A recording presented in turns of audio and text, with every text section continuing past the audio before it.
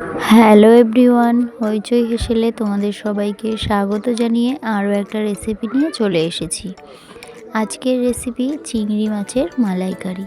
প্রথমে চিংড়ি মাছগুলোকে পরিষ্কার করে কেটে ধুয়ে নেব। তারপর তাতে পরিমাণ মতো নুন, হলুদ ও কাশ্মীরি লঙ্কার গুঁড়ো দিয়ে ভালোভাবে মাখিয়ে নেব। কাশ্মীরি লঙ্কার গুঁড়ো দিলে ভাজার সময় কালারটা সুন্দর আসে। এবার আমরা মশলাটা তৈরি করে নেব। 7-8টা কাজু বাদাম, 1 চামচ সর্ষে, 1 চামচ পোস্ত, 1 চামচ টক দই ও অল্প মৌরি দিয়ে ভালো করে পেস্ট করে নেব। তারপর নারকেল কুড়িয়ে নারকেলের দুধটা বের করে নেব।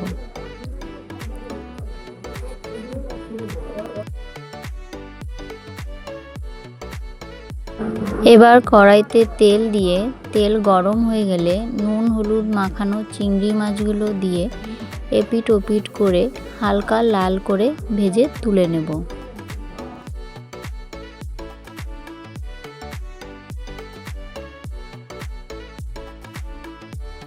তারপর ওই তেলে দারচিনি, এলাচ, লবঙ্গ ফোড়ন দিয়ে 2 চামচ পেঁয়াজ কাঁচা লঙ্কা বাটা দিয়ে বেশ কিছুক্ষণ কষিয়ে নেব।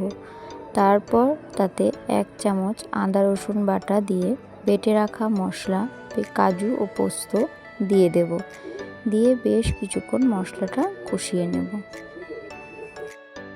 তারপর তাতে স্বাদ মতো নুন, পরিমাণ মতো হলুদ ও 1 চামচ কাশ্মীরি লঙ্কার গুঁড়ো দিয়ে মশলাটা বেশ কিছুক্ষণ নাড়িয়ে নেব। তারপর তাতে 1/2 চামচ জিরের গুঁড়ো, 1/2 চামচ ধনের গুঁড়ো দিয়ে মশলাটা তেল ছেড়ে আসা পর্যন্ত বেশ কিছুক্ষণ ভালোভাবে কষিয়ে নেব।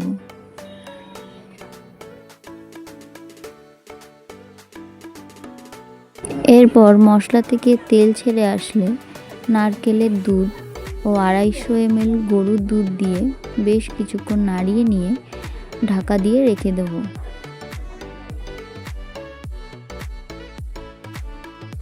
কিছুক্ষণ পর ঢাকনা তুলে গ্রেভি ফুটে উঠলেই ভেজে রাখা চিংড়ি মাছগুলো একে একে দিয়ে দেব।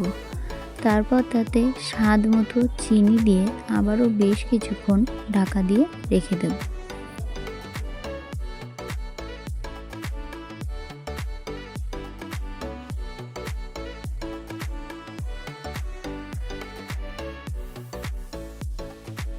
কিছুক্ষণ পর ঢাকনা তুলে নামিয়ে নিলেই আমাদের আজকের রেসিপি চিংড়ি মাছের মালাইকারি সম্পূর্ণ তৈরি।